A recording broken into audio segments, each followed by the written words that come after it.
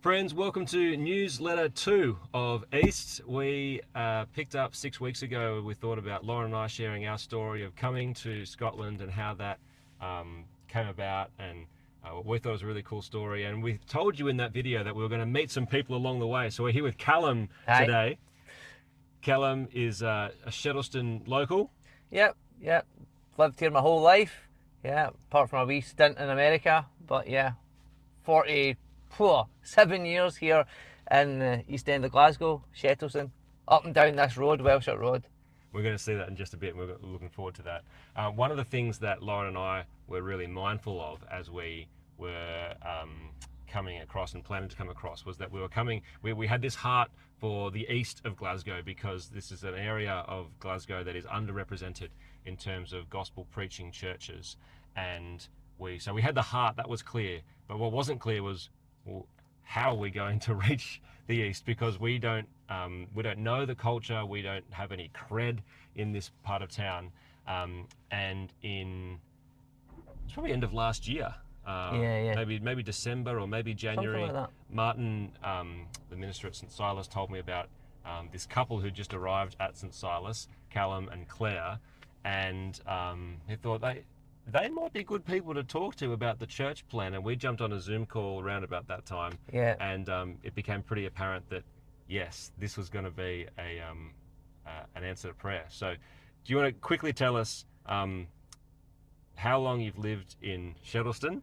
Yeah, so I'm 48 this year, getting older, and you don't I've look a stayed day over here. 25, Challum. Aye, right. I've stayed up and down this road here for 46 years on Welshot Road, so yeah. 4 different houses? 4 different houses. 2 I can see from where I'm sitting right now. My mum's house is over there, my house is just there, and 2 flats further down this road. Both of them are actually in Tollcross, slightly over the border, but yeah, it's really all the same. All right, well, should we go to Tollcross then? Should you take us to Tollcross? Let's go, yeah, All let's right, do that. Great. So here we go. This is where you grew up? Yeah, yes, up that street there. My granny's, it's where I learned to ride a bike up there. There's so many memories in this house and that street where I played football all the time. Yeah, just up and down here. And the house you currently live in is just behind us? Just behind us, like yeah. 15 metres up the road. Wow. That's the house there, number 4 there. That was where I grew up as a little boy. My brother was born in that room there. There's my old bedroom. Okay. There we go. And then here is Welshot Primary School in behind these trees. Lots of memories there. So this is where little boy Challum went to primary school? Yep. And my children all went there as well, and they've all grown up there. And my mum helped teach there. Yep. And my first flat I got with my wife is up here. Top floor there in the corner. Okay. That's me and Claire's first house together. And then on the right hand side is the Commonwealth Games swimming pool. So there's 2 50-metre pools there. And when we moved to church, we met in halls there that we rented. So that church is still there, Easter Hill Community Church.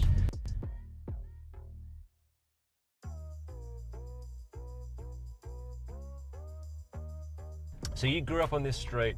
You have lived, just about your whole life on this street. And you grew up going to church? Yeah, so I went to church in Parkhead, which is about a mile away from here. And then when I got married, moved to the church that Claire was at, which is just to our right down there.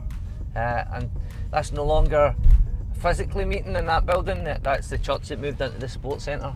Yeah. Unfortunately, we've lost that building now. It's not a Christian building. It's an Islamic worship centre now. So this is the story of the East, isn't it? Yeah. In a few different ways. So you've got people like yourself who lived in the same part of town for a lot of their lives, and you've got the decline of institutional Christianity, shall we say, all around us, where there's plenty of church buildings. There are. We're about to go past another one. There was another one in this street, but it's no longer here. So this is still a functioning Church of Scotland, but it's it's struggling for numbers, let's just say. Yeah. And so there's churches that are now mosques, like the one you mentioned just before. There are churches that are derelict. There are churches that are just you drove past another one before you came to my house that is now flats. Yeah. That's what I was taking as a mother and toddlers and all that sort of thing. Yeah. Okay. That was it. That was with a good evangelical Church of Scotland minister, Ronnie Craig, but it's no longer a church. It's people living there. Yeah. So yeah, that is part of the issue. Lots of buildings. So yeah. And so you left the church where you were at because you got offered. So you were an elder at that church, and then you had sort of discerned a call to ministry with a pretty cool story with you and Claire sort of thinking about that. And then as part of that, so you started studying at Cornhill, and then you got offered a job at Cornhill, Scotland. That's right. We're going left here. So I've been at Cornhill since October. Well, since September. Which meant I left the church I was in because the role I had there meant I couldn't continue doing that role and Cornhill. That was quite heart sore because I've been at that church since we had moved out the Church of Scotland. 7-8 years. Incidentally, for you, Tim, that's the golf course on the right hand side. Thank you. So we moved. There's Gordon and Jackie. Sorry, I'm getting distracted, Tim, by the things that I know. So we moved to St Silas, and we didn't go to St Silas thinking this was going to be our church. We just thought we'd visit once. We knew it was a good church. We'd heard they were planting in the east, but we weren't sure it would be our type of church. But very quickly we settled there and knew that we were to come back out east when the plant came. So I guess you're stuck with us, Tim. Claire, I and Rory are coming with you. Looking forward to that. We think you guys are going to... I mean, we are so thankful for you because we think you guys are such an answered prayer for us. And with the experience that you guys have in terms of ministry, but in terms of ministering in the East, just an enormous gift to East, the church that is going to be planted. Yeah.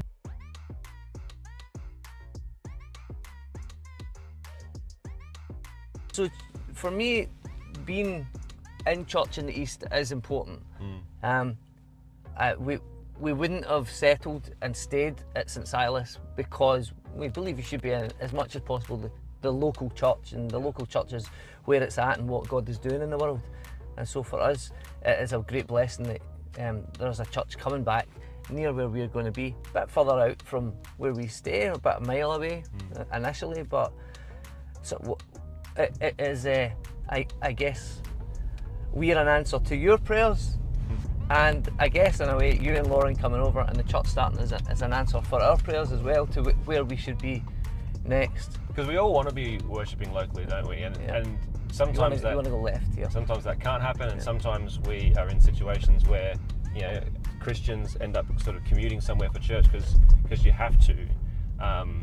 But our non-Christian friends are really unlikely to travel for church, aren't they? If it's not local for them, it's pretty hard for them to come along. Yeah, absolutely. Why would you get up and do that on a Sunday? Yeah. You really need to be badgered into that, wouldn't you, to want to do that? So to have a church that you can invite someone to locally is going to make a huge difference. It is a hard. I haven't asked any of my friends to come to St Silas, for example.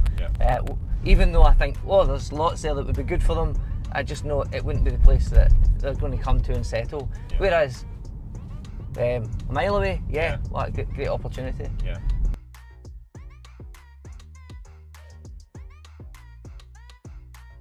So, Challum, talk to me about this. This is, so as you said, this is sort of the main street. As I look here, we've got a pharmacy, we've got a Greg's, we've got Vape City, just up there on the right-hand side. Somewhere like Denniston, and you go down Duke Street, this is probably what it would have looked a bit more like 15 years ago, whereas now the vape shops have closed and you've got sort of trendy cafes. But this is a bit more classic. No, this is classic. At the minute, we've got pubs off licenses, somewhere to get a tan. I mean, you don't need it in this amazing weather that we're getting, but usually that's the sort of things that took over. Tanning studios, hair studios. We've got a butcher's, we've got your classic newsagent shops and things like that. But I think there's only one bank now. There used to be 4 or 5 banks. Green man, green light, cross. So lots and lots of places to get chippies and pizzas and endless places to eat. We are not known for eating healthily. In fact, Pizza Crunch. Yeah, pizza crunch, which is deep fried pizza. Love that. There's a street round there that when I was going to school was if you stayed in that street, you had the lowest life expectancy in Western Europe.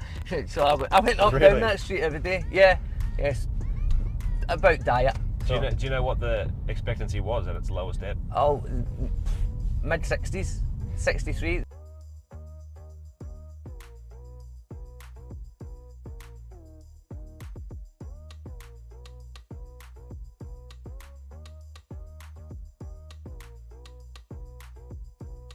This is the sheddings going into Parkhead. Now, here is the forge. This used to employ thousands of men. Just keep going straight on and we'll go right. Okay. It's now a play park. This used to employ thousands of men would be working here. Huge industrial area. One of the reasons the poorer people were on the east was because, so we go right here, so all the smoke would blow up out of these factories and come east because there was a prevailing west wind. So there was more poverty in the east. Sure. And that was the reason why. The wealthier people didn't like to breathe in the smoke. Yeah, well, why would you? The Yeah. pollution. Yeah.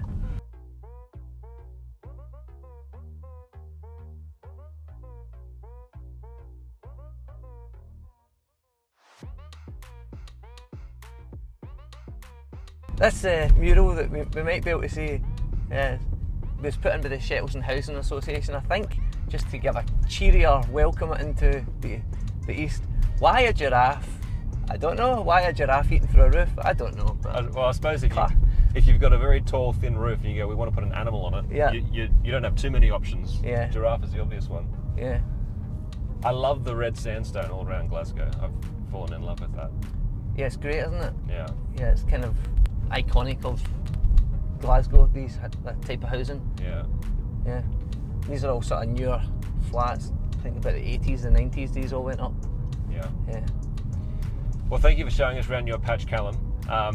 For those who are keen to hear more stories about the East, make sure you follow us on socials, keep following the newsletters as we go over a few potholes that, again, the East is famous for. And yeah, we'd love to hear a bit more about who you are and about your story. And so if you do get a chance, drop an email in reply to this newsletter and tell us who you are and what your story is.